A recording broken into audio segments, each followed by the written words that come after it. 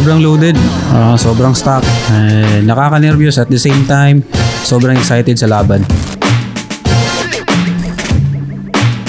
Siguro ibibigay ko naman yung best ko, and M-Sight is M-Sight na yan eh. Magaling na talaga yan at tested, proven na sa battle rap.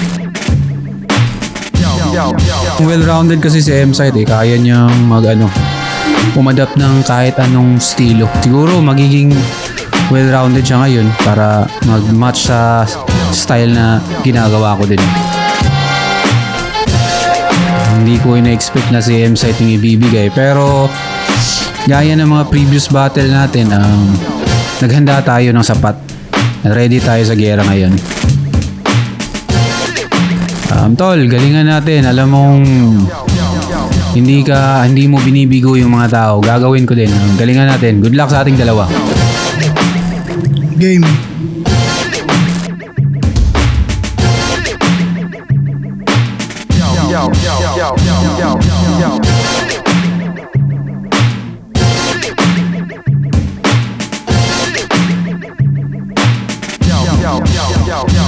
Flip top, second side, 15, dito pa rin. The film invested, Muntinlupa, pang-anim na laban na natin ngayong gabi. Shoutouts sa mga kasama natin dito. Flip top magingay para sa parating natin laban.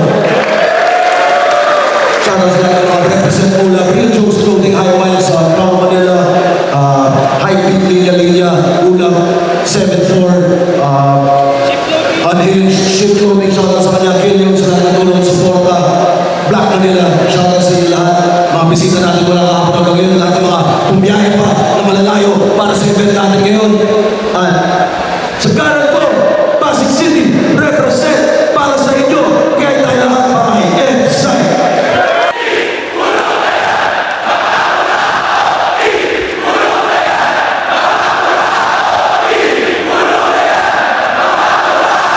Shoutout nung ahon, bawi lang ako. Motos Battle League, Motos Run, version 2, abangan nyo. Kay Moons Bornelia, kay Datby, kay Paring Harvey, Siren Rap Battle League, Floodway Hustlers, kay Mers, Discarte sa Kalye, Linya Linya, Pinoy Boulevard, Madam Early Siao, Balagbagan, Crown Manila, MMXNN, Paisley Vapors, recognized ng Bay Area, Ernesto Hill, Top Hill View, Resort, Yanya ng B-Rabbit, Hardwood, Sneaker Beast, Ike Lopez and Family, Direct Bergie, Ship Clothing, tsaka kay Lloyd. Yan. At sa kaliwa ko naman, galing pa ng Tagum City para sa inyo. Mag-ihay tayo lahat para kay Planet 10. Sahay kay maangin, paano lang sa hangin. Sitwasyon na alanganin, pagbaog panalangin. Kung dili man adunahan, dili angay ikalain. Kay bulawang kasing-kasing, dili yun na siya mahal. Shoutout sa Tagum Consinity Marching Band, Sir Barry, Sir Eman, Ma'am Alicia, Sir Judel, Ma'am Charmaine, Salakot ni Alas, Gerald Angera, Archie, Niyog Band, Only Son, and Alagad ng Sining. Shoutout na alam ng city merchandise. Nalaman ko ito si Planet 10. Pili niya mawala si M-Sight. Ito ang minutong dapat. Pakinggan natin. Unang bala sa M-Sight 15. M-Sight. Yo, rinig. Malinaw. Basic lang daw sa kanya yung mga technicals. So, sample lang kita ng mga setup na advance, parang day zero. Yo, sound check. 12 fucking years sa game, di bumaba ang kalidad at nanatili sa market. Pero kung hahanapan mo ako ng bago, may bit-bit to na gamit. Ito si Langit, Lupa, at ikaw ang napili kong prospect. 41 years old, piling Lebron, tangina, sa mga tira nakapos.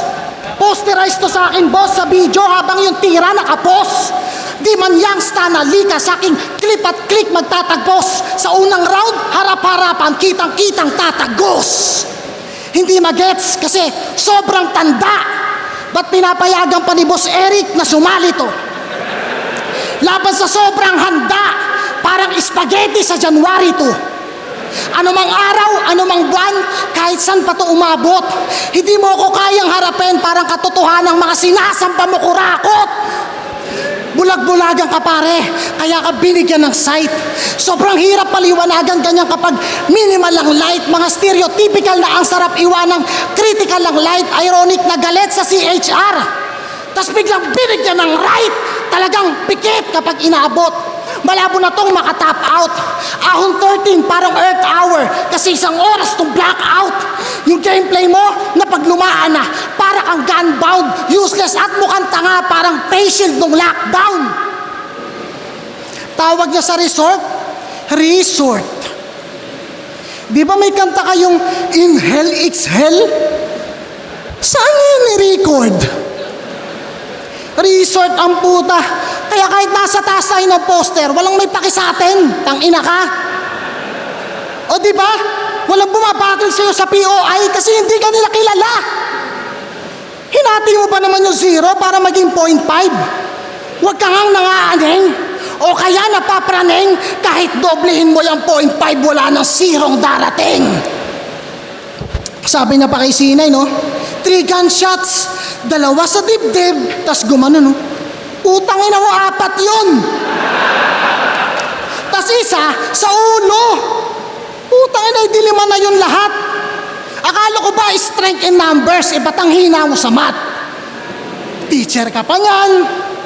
Pinapasahod gamit buwis ng mamamayan. Kung sa entablado nyo, nagbibigay ka ng karangalan, sa entabladong to, ikaw ang mawawalan. Kaya naman, kahit yung pondo kulang-kulang, sila ay puro sige lang. Alam niyang ninanakawan siya, di lang siya nakikialam kasi di siya marunong magbilang.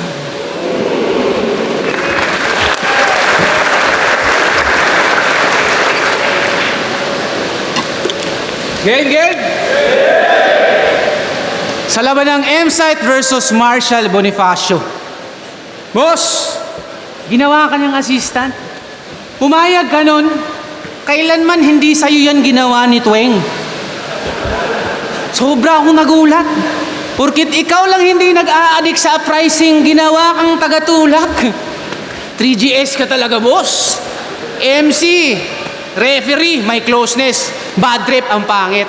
MC, dikit masyado sa referee. Ano ka? Ref magnet? Kaya kawawang Marshall, sa laro ay inagawan, trinidor at ninakawan, sinulsulan yung presidente, si Emilio niligawan, sa panalo siya ay eager, kinunsyaba niya yung leader, talagang may basbas ng presidente para magnakaw ang speaker. Kaya pala kampante ka sa gera, tiyak na ang panalo, malalanghap mo na ang pera, kaya ayos lang na magpuyat at magka-eye bags, may matatanggap namang maleta. Kaya easy win, easy money. Tila macho dancer sa Adonis, para kalaban ma-abolish. Kinailangan ng accomplice, para ikay maging accomplished. Kaya paldo, tiba-tiba na naman tong M-Site. Kinikita na niya yung hindi natin nakikita. Tila ba meron siyang third eye?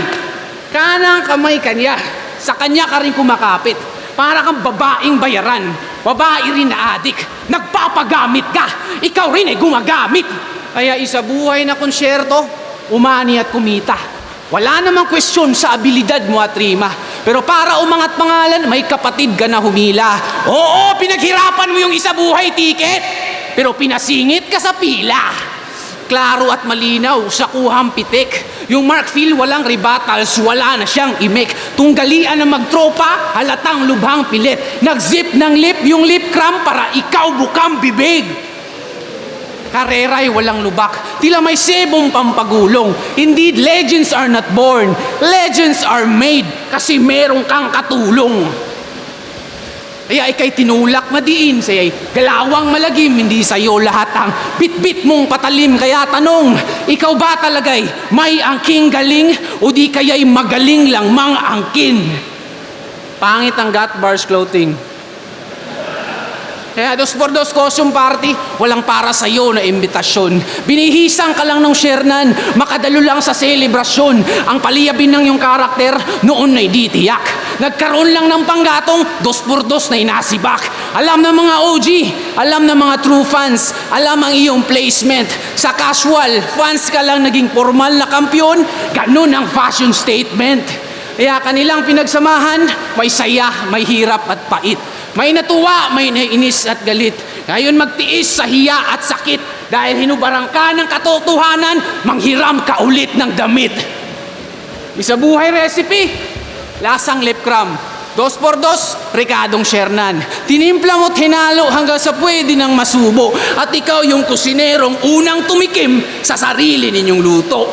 At sa pagpunit ng iyong pagkatao, konklusyon ko'y natahi. Tumutugma yung ref sa chef para yung hain mas madali. At pag yung luto di bumenta, tiyak lalamig yung ulam. At kampante naman tong chef na may ref siyang pagtataguan. Pistado ka na, hoy! Nauga ba kita, boy? Sa pagsibak o ng saging, nabulabog tong unggoy. Kaya iribat mo lang yan lahat. Sumagot ng pabalang. Bumoses ng meron pang kasungitan. Dahil at ng ginawa mong kabaluktutan, meron ka namang katwiran. Tangin ang mga linyang yan. Puro kapabida. Sinisita mo pa. May mga pumuri nga sa akin nun. Ang tawag doon, props kay Enigma. Tanginang yan. Sa instabladong to, ikaw ang lalagapak.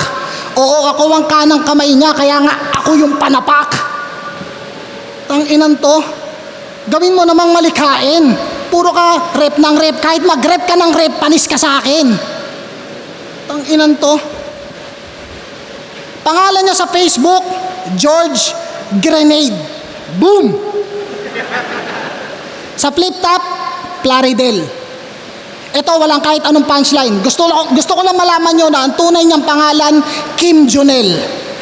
Legit, Kim Jonel. Naka-check-in to dyan. Check nyo sa lobby ng hotel. Binigyan niya daw ng pustiso si Rapian para merong souvenir. Gets ko yung veneer. Pero ano yung sou? Tangina, pakilinaw. Pag wordplay, dapat dalawa yung meaning, ha? Sige nga, pakibilang. Gusto tunog maangas, karahasan ng pinairal, puro pagpapakita ng pangil, hindi makitaan ng wisdom. Kompleto sa Ricardo's ang bars at schemes at tanong ay laging, ba't lagi ka nakatodo sight? Even if it's just a walk in the park sa beach na to na parang Dolomite.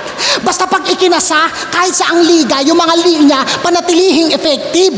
Para mabigyang hustisya yung mga binayad nyo kasi yung hustisya ko hindi selective.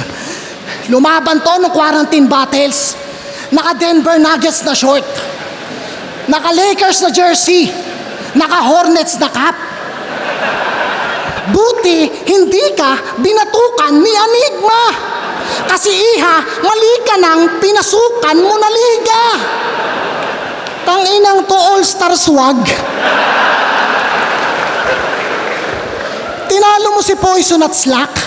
Lahat ng tinalo mo, nag-choke, di ba? Leche. Tumalo ka ng naka-A-game, huwag kang umasa sa swerte. Ikaw ang kauna-unahang beneficiary ng veto. Oo, alam ko, hindi mo yung kasalanan. Pero bakit hindi ka na manalo-nalo kapag kumpleto na rounds ng kalaban? Kagaya kay Plasma, pinagbintangan mo nagsasyabu, ang laki-laki ng tao. Paratang ng kung ano-ano, puro imbento. Tapos yung mga kalaban may kabit daw, puro fake news. Ano pang i-expect nyo? Maglalatag ng argumento, tapos pag hinanapan mo ng patunay, wala siyang mahagilat. Pati nga yung mga script nila na pang Facebook, comment section, binabanat niya sa flip top. Sige lang, tuloy mo lang. Magbubunga din ang kakahimod. At yung mga tulad mong blind follower ang pinakaunang matatalisod. At ngayon, napalapit na sa danger yung mga tulad mong fame whore. Napakadumi na on pay, per sanay na under the table. Nakahanda na yung payment, you always get what you pay for. Nakaabang na sa basement, di ka na pwede mag-rain check, tapos to agad in a day, sir, para pakyawan na labor. Kasi gagawin ko tong pay, shit, yung mga tahi naka-stable. Para ba siyang naka-play, dead, steady na lang at stable. Kung dumating ang enabler, makakauwi kang disabled.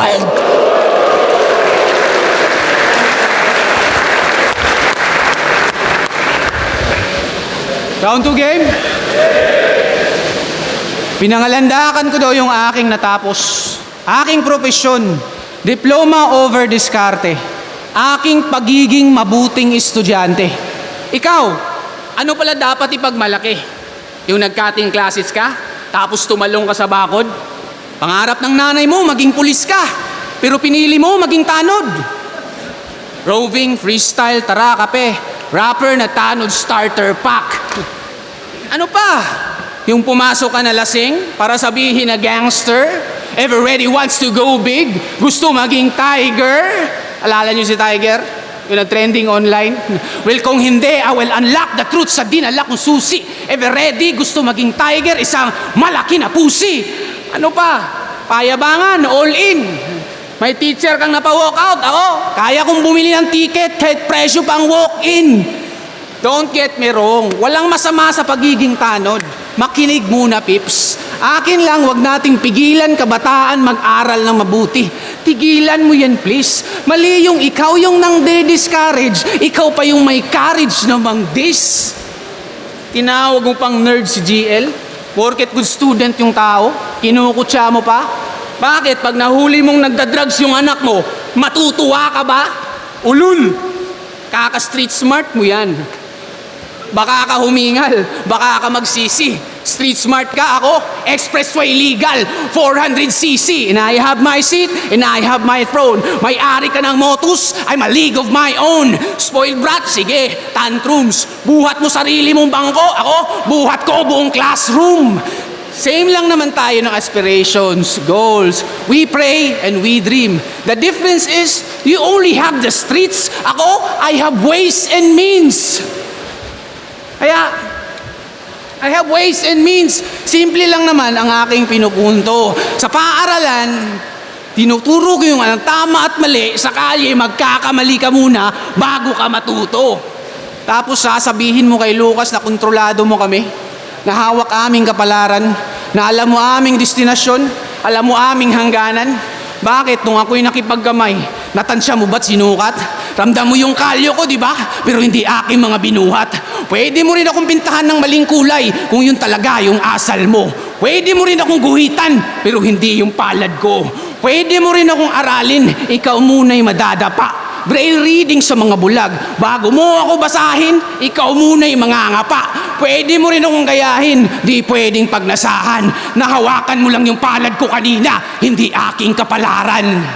Kaya ang sabihing, kontrolado mo kami, nagbibigay ba sa'yo ng kilig? Tandaan mong hindi nakakapugot ng ulo yung paghawak sa leeg. Ayun, mababangga ka lang ng sarili mong paandar. Ika'y mauungusan at sa paggulong ng yung palad mo yung nagulungan. Kasi pag nauuna ang yabang, walang aral na nahahagip. Hinahabol ka lang ng ganti, karma ay nasasabik. Matarik yung pataas, hingal pagpapanik. At pag nahulog ka sa bangin, walang akyatan pabalik. At itanim sa iyong kokote. Sa maduming isip ay panghugas. Magsilbi sana ng paalala. Ito sana ay di kumupas. Na kung kahapon ginawa mong aral, lagi meron kang panlunas. At pag tama desisyon mo ngayon, kontrolado mo ang bukas.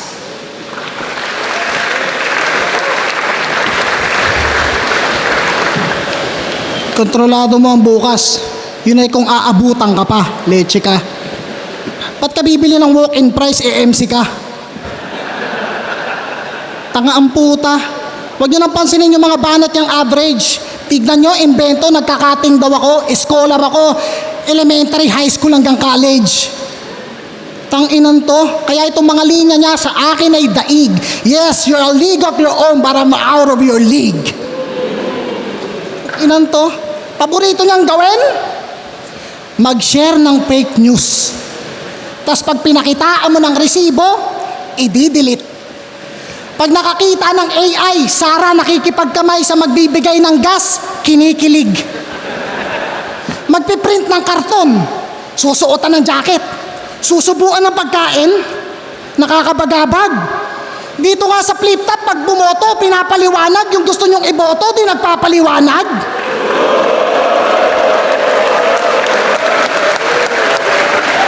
Kim Junel, paano ka kaya magturo sa mga estudyante mo kapag history yung subject? Paano mo pinapaliwanag kung sino yung sumulat ng Noli at Elpili at yung pinakarason kung bakit? Tapos pag naiisip kong taon-taon, paulit-ulit nyo yung tinatapik, ang sakit sa anit. Sa mga estudyante, payag kayo, yung nagbibigay ng test di marunong mag-fact check. May dumating lang na oil tanker, pangalan Sarah Sky, may post agad to. Para kang sintupre. Kahit Brunei, di kayo bibigyan ng gas kasi hari nyo si Roque. didilis, bangag, karton, maleta. Nagtatalo-talo pa talaga itong mga gago na to. O kay Imelda, may mga binawing alahas. Sa inyo naman, may nakatagong bato. Speaking of bato, mga suntok mo parang bato kasi hindi pumapasok.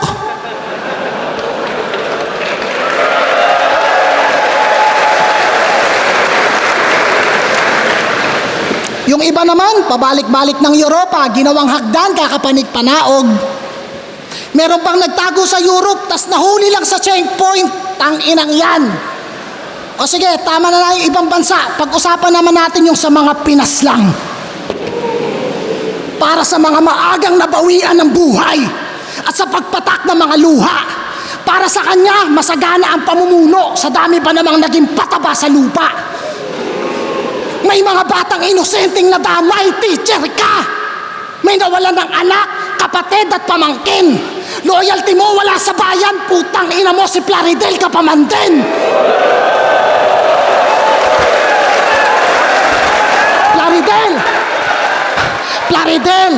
Plaridel, mahiya ka kila Luna.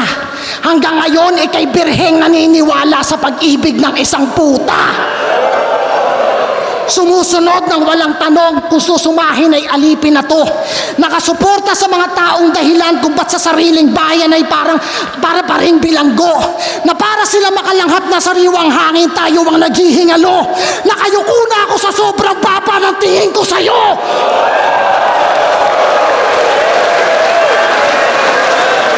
Ano? Iyak na lang kayo? Humanda kayo sa 2028? O ba't? Sino bang nabudol? Kami ba? Tinutulan na yan dating-dati pa. Putang ina, mga propagandang meaningless. At oo, tang ina mo nang gagaling to sa dating kapwa mo, DDS.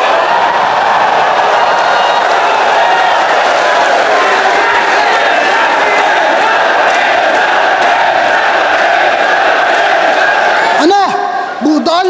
Tangina, tinutulan na yan dating-dati pa. Anong unity? Pwe! Pilipino! Laban sa mga mapang-abuso, yun ang tunay na pagkakaisa! E paano kung yung mga pinagdaanan ng iba, yun naman ang maranasan mo? Ikaw naman yung malagay sa sitwasyon na dating nilalait-lait at tinatawan-tawanan nyo. Paano kung ikaw naman yung walang kalaban-laban? Paano pag nagkaganto? Tipong wala na sa guhit ng palad, wala na sa kalyo, kundi nasa dulo ng daliri yung kapalaran mo. Sabay, bang-bang sa magkabilang tuhod habang sa sahig nakatukod ang mga kamao. Parang idolo mo, sisiguraduhin kong hindi ka na makakatakbo. Wala akong pake kahit maraming saksi o sa harapan pa ng lente. Ikaw naman na magmakaawa. Tama na po, tama na po. Tangina mo, may basbasto ng presidente. Bang!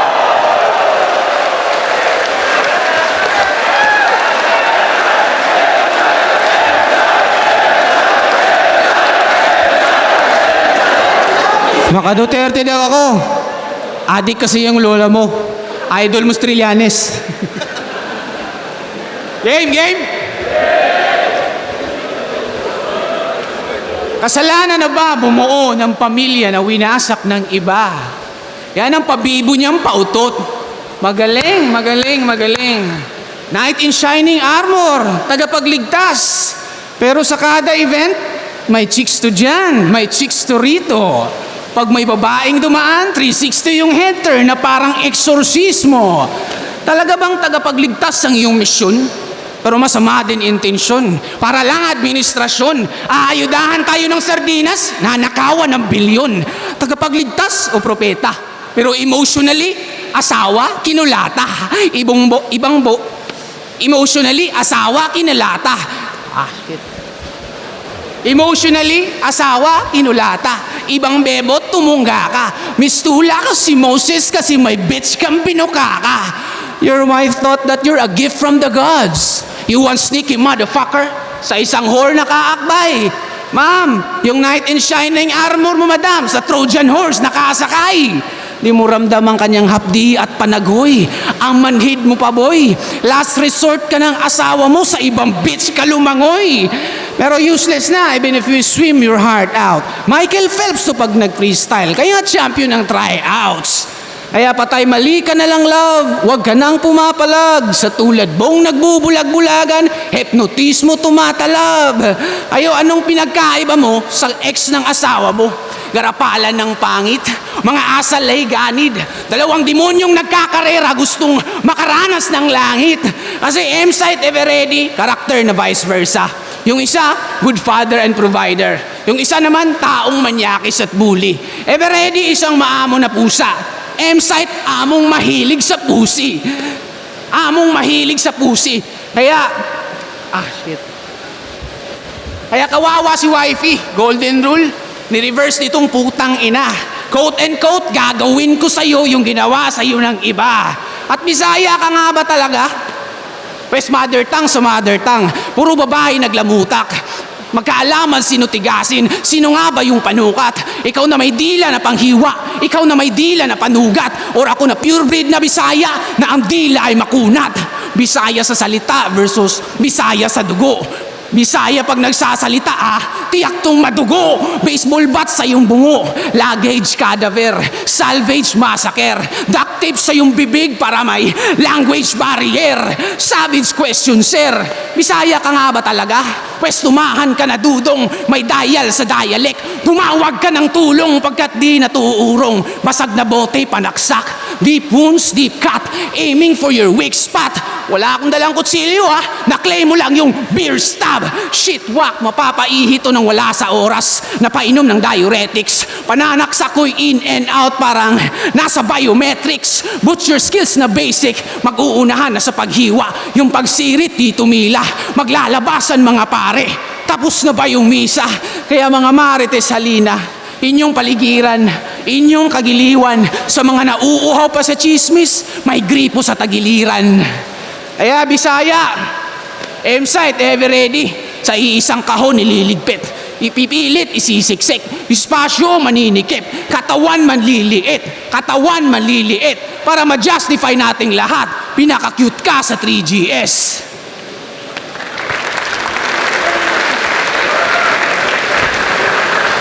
Side 15, M-Site versus Plaridel. Against Pambeses, para sa kanilang pareho. Boto ng Murado, 5-0. Against tayo lahat para kay M-Site. Maraming salamat kay Enigma. Abangan nyo syempre Motos Run version 2. Abangan nyo yan. Ilo-launch na namin yan. Syempre Motos Battle League pa rin. Maraming salamat sa inyo lahat. Ayun, sinyo, isa ako sa bumoto kay M-Site. Yung round 1, ni M-Site, parang medyo okay pa, parang flat, parang warm up pa lang yung dating. Pero binigay ko yung round 1 kay Plari kasi mas natripan ko yung mga lines niya at mas effective siya, mas pasok yung mga ginagamit niyang linya kumpara kay M-Site. Round 2, eto na, mas naging pataas na yung level ni M-Site nung round 2. Mas malakas, mas may flavor, mas marami siyang skill na pinakita nung round 2. Kay Plari naman, sobrang daming quotable na lines.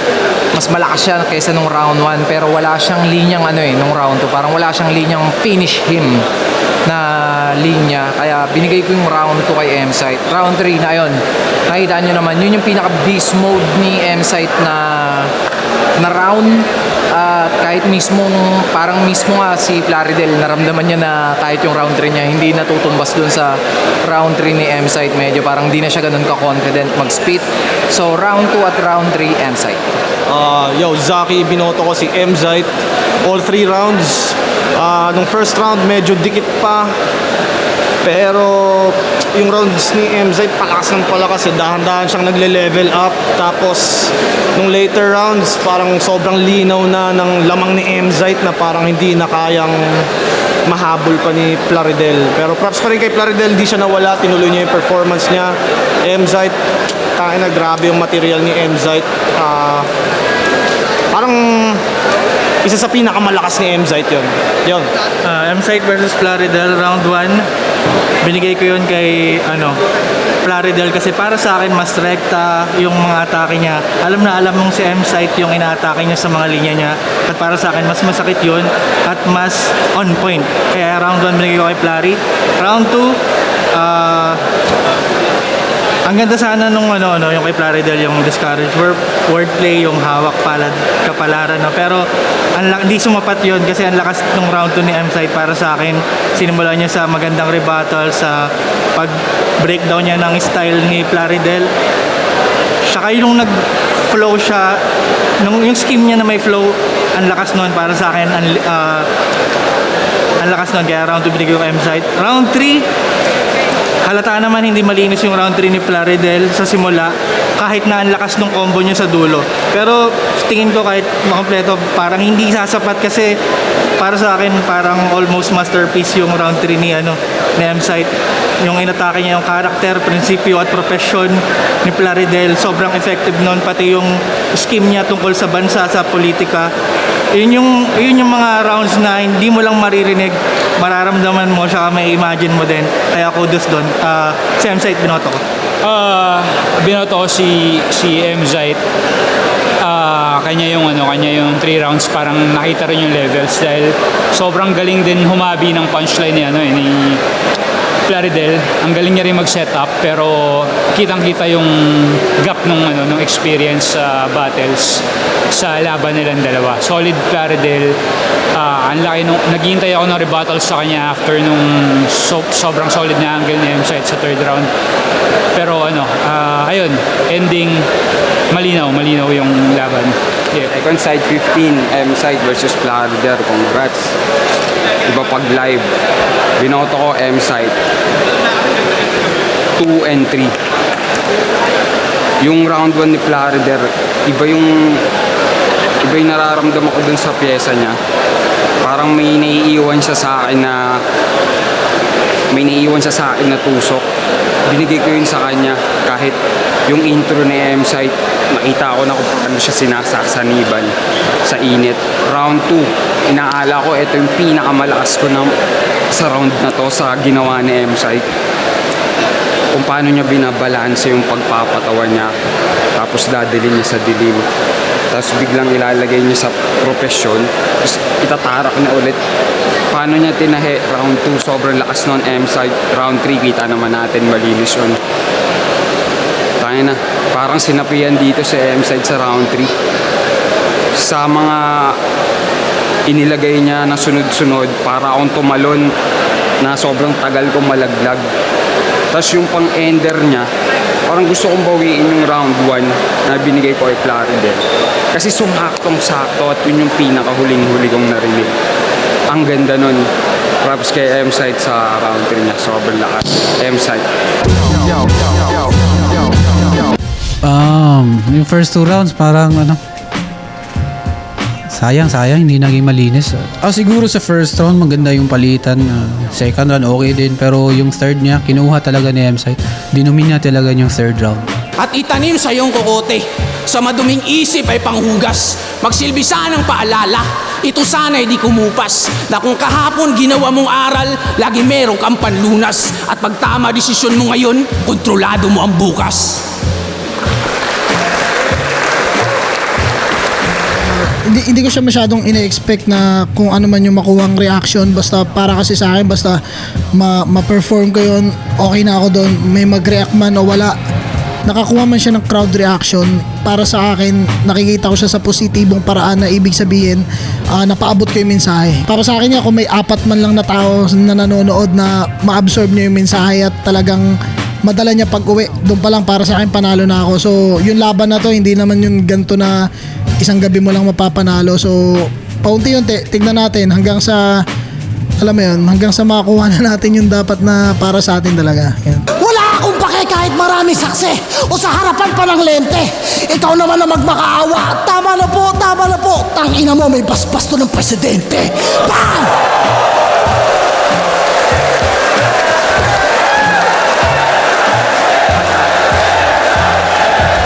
Sa ngayon wala pa.